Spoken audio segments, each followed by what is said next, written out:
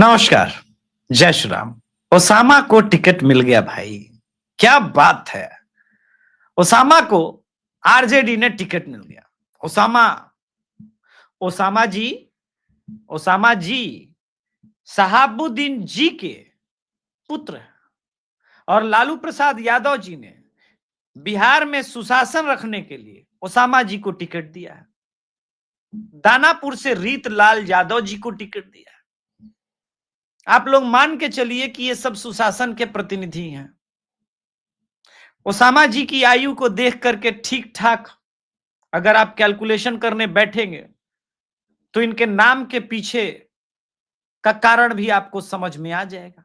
माननीय तेजस्वी जी, बहुत बढ़िया। क्या ना, क्या भाई विचार की लड़ाई हो रही है, क्या समाजवाद है। रामकृपाल यादव जी को समाजवाद वाली पार्टी ने क्यों निकाला था? क्योंकि मीसा भारती को पाटलिपुत्रा लोकसभा से टिकट देना था।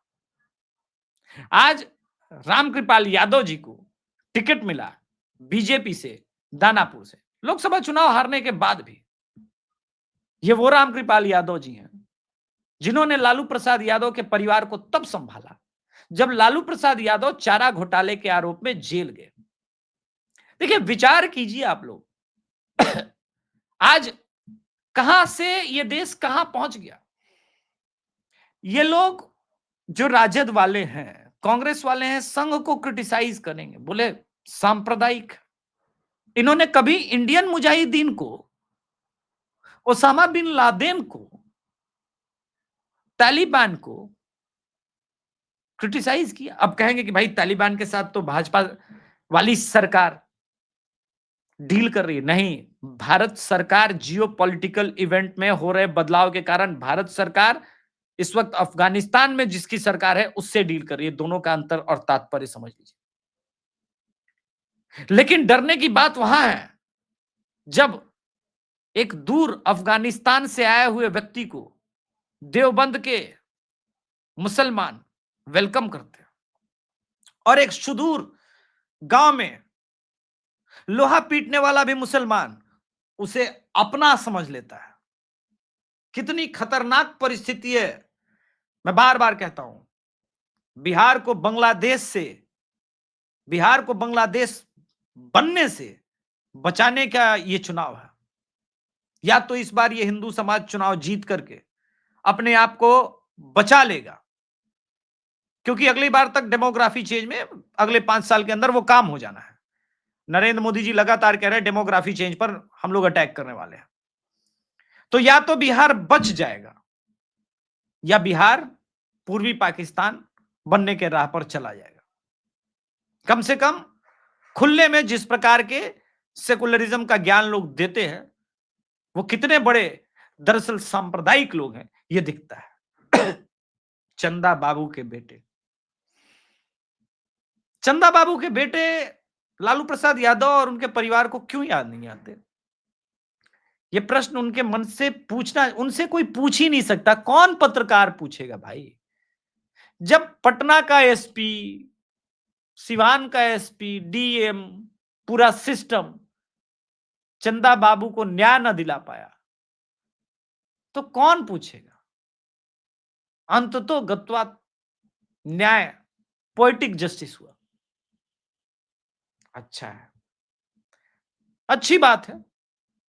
मैं किसी के अगेंस्ट नहीं हूं। ओसामा जी को शुभकामनाएं। बिहार में सुशासन जरूर लेके आएंगे, मुझे पूरा विश्वास है, जिस प्रकार से बाकी लोग लेकर के आ रहे हैं। राजनीति का यह भी एक चरित्र है। इस चरित्र को भी आप देखिए, सोचिए, समझिए, कोई अपराध नहीं है। कितनी हिंदू बहन बेटियां भविष्य में सुरक्षित रहेंगी, ये बात हिंदू समाज जाति से ऊपर उठ करके सोचे।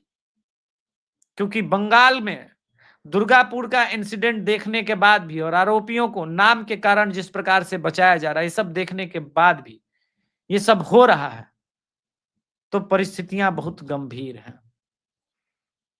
विकट परिस्थिति है मित्रों। इस विकट परिस्थिति में आप कैसे संभलेंगे, कैसे बचेंगे, इसके लिए एक पवन खेड़ा का वीडियो आप जरूर देखिए। इस वीडियो को देखने के बाद आपको बहुत चीज पता चलेगा। पहले मैं वीडियो के प्रारंभिक अंश को सुनाता हूं, सुनिएगा किस प्रकार के ये लोग हैं। ठीक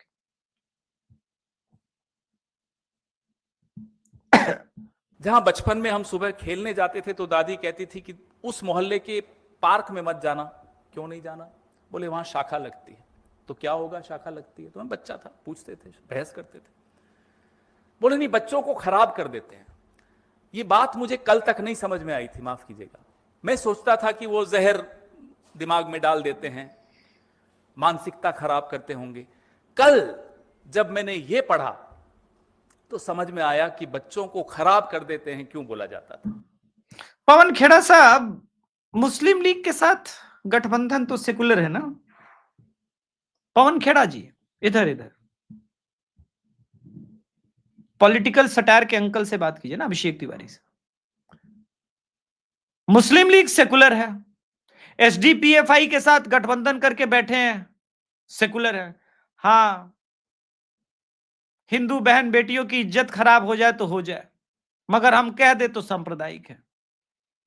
दरअसल संघ मतलब बजरंग दल या वीएचपी तक ही ये लोग सीमित रहे हैं। दरअसल तपस्या में कमी रह गई है, राज्यसभा की सीट नहीं मिल रही है तो प्रवक्ता बन करके कुछ भी बकचोदी करना है, वो अलग बात है।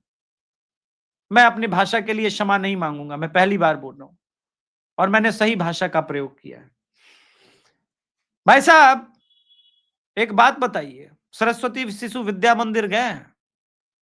वहां लड़कों को संस्कार दिया जाता है, प्रकृति पूजा सिखाई जाती है, भारत माता को पूजना सिखाया जाता है। हिंदू मुस्लिम विद्वेष नहीं सिखाया जाता। इसका मतलब आपका बेटा कॉन्वेंट में पढ़ा है, जहां पर बताया जाता है कि own one and only God जो है ना, गॉड का बेटा जो है यीशु मसीह है।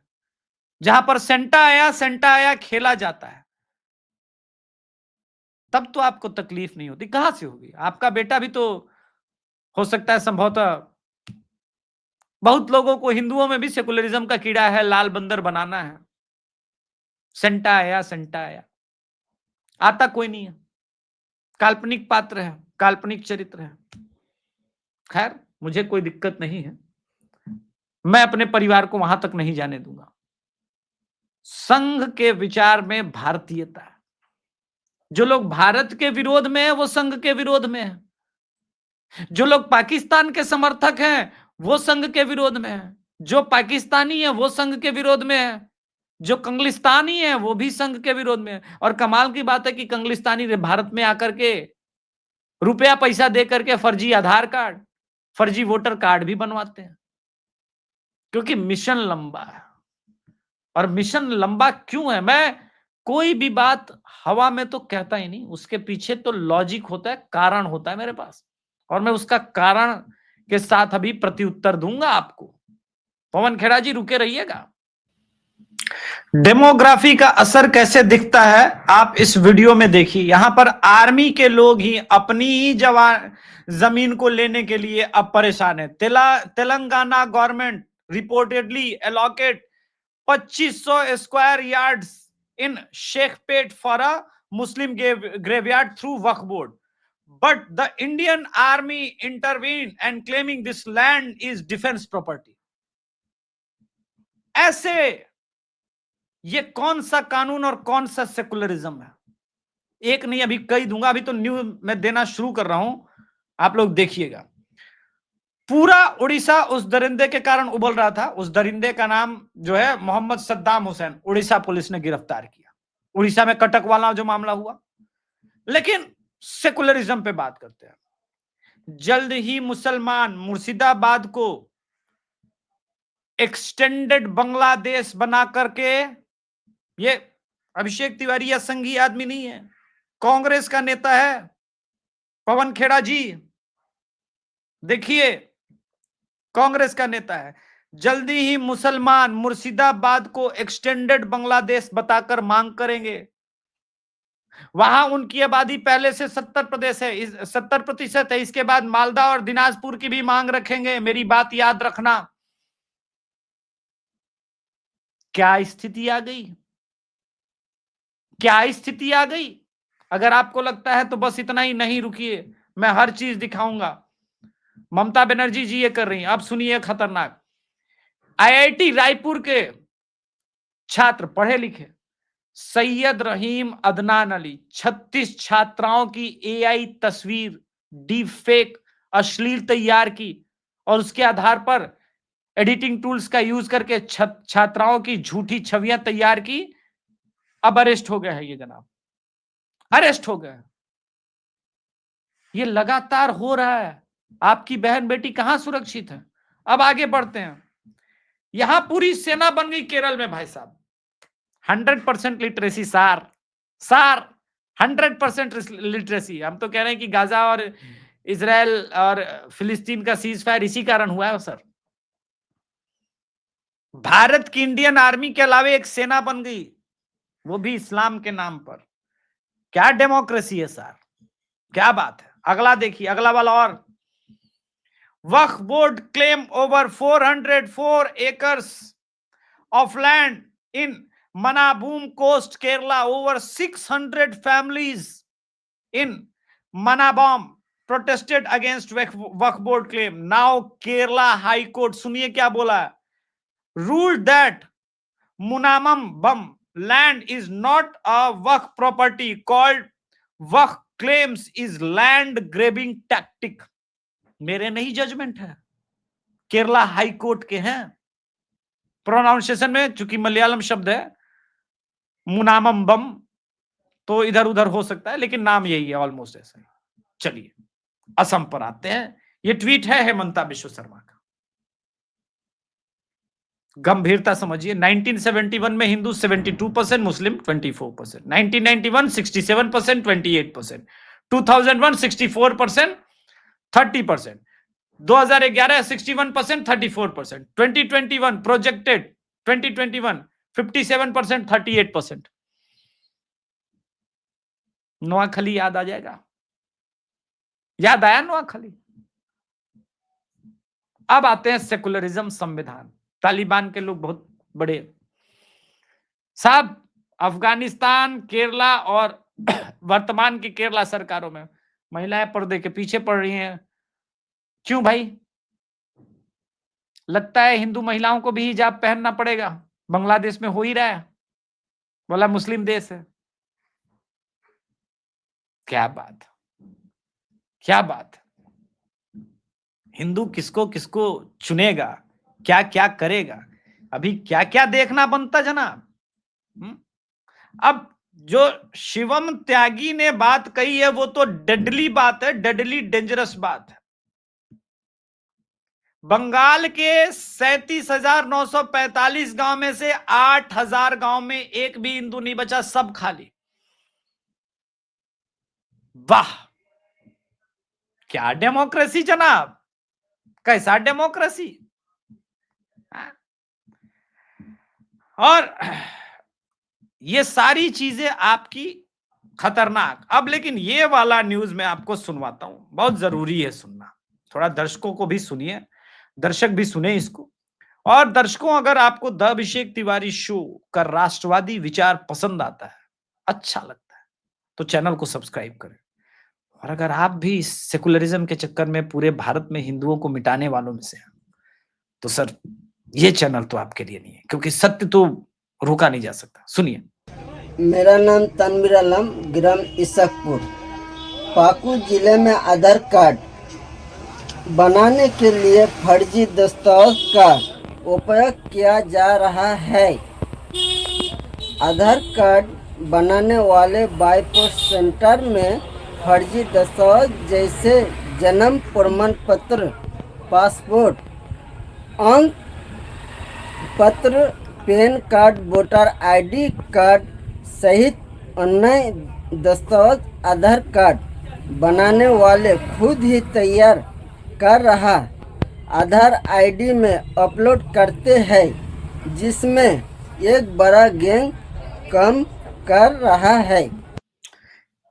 ये इनका एक्सेप्टेंस था, पकड़े गए हैं। किसका ट्वीट है, पढ़ देता हूं। इसके पहले कि आप लोग मुझे गाली देने लगे। पाकुड़ जिले में ग्राहक सेवा केंद्र और मोबाइल कैफे संचालक द्वारा कश्मीर, सुनिए बड़ी खतरनाक न्यूज है, कश्मीर और केरल के आईडी का इस्तेमाल करके आधार कार्ड, वोटर आईडी कार्ड, जन्म प्रमाण पत्र, पैन कार्ड जैसे अहम दस्तावेज फर्जी तरीके से तैयार किए जा रहे हैं। सुरक्षा के दृष्टिकोण से कितना चिंताजनक है। मैं एक भी न्यूज अनऑथेंटिक, अनवेरिफाइड नहीं बताता हूं, सारा वेरीफाइड। अभिषेक तिवारी की रिसर्च टीम के आगे तो दुश्मन भी हैरान है, भाई इतने रिसर्च करके ये लेके कहां से आता है। बाबूलाल मरांडी का ऑफिशियल ट्विटर हैंडल से पोस्ट हुआ है।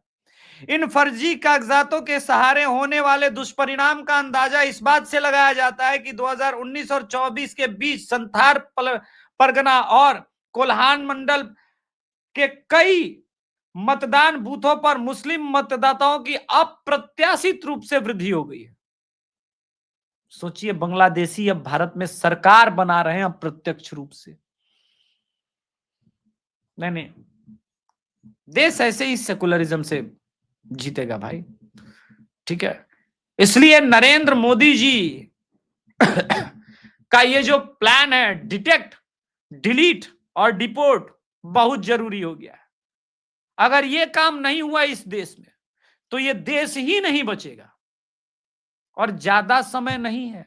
मैं बार बार कहता हूं, 2047 की बात भूल जाइए। 1940 में लाहौर में रहने वाले किसी हिंदू को कोई कहता ना कि तुम्हारा घर परिवार सब बेघर हो जाओगे, सड़क पर आ जाओगे, बर्बाद हो जाओगे, तुमको पता नहीं है कि तुम्हारे साथ क्या होने वाला है, और डायरेक्ट एक्शन डे में क्या क्या होगा, इस प्रकार की बातें कही जाती तो लोग कहते कि सांप्रदायिक। नहीं चेते। 1970 में कश्मीरी हिंदुओं को कोई कहता ये बात कि मस्जिदों से सीधे अनाउंसमेंट होगा, रैलिब गैलिब चैलिब, तो कहते हट, बेकार आदमी, सांप्रदायिक आदमी। मैं आज 2025 में ये चेतावनी दे रहा हूं कि आपके घर के पास नोआखली वेट कर रहा है, आपके घर के पास हैदराबाद के अंदर जो हुआ वो वेट कर रहा है, जो लाहौर कराची में हुआ वो वेट कर रहा है। आपके घर के बहुत पास। जाति में उलझ के वोट मत कीजिएगा। इस बार बिहार चुनाव में बिहार को बचाने की लड़ाई है, बिहार को बांग्लादेश बनने से रोकने की लड़ाई है। नेपाल बॉर्डर के तराइन इलाकों में आप जाके देखिए, अवैध जिस प्रकार से मजारें और चीजें उग आई है ना, और जो लोग आ गए हैं, आपको दिख जाएगा वो डेमोग्राफी में बदलाव। नेपाल और कटिहार में तो खुलकर, कटिहार और पूर्णिया में तो मैं गया था तो खुल करके दिख रहा है। कोई कैसे, आप लोग सोचते होंगे कि भारत के साथ हिंदू हो, मुस्लिम हो, सिख हो, ईसाई हो, कोई भी गद्दारी करेगा। क्योंकि हिंदू यूट्यूबर भी पाकिस्तान की स्पाई निकली ना, इसलिए मैं पूछ रहा हूं, बोल रहा हूं।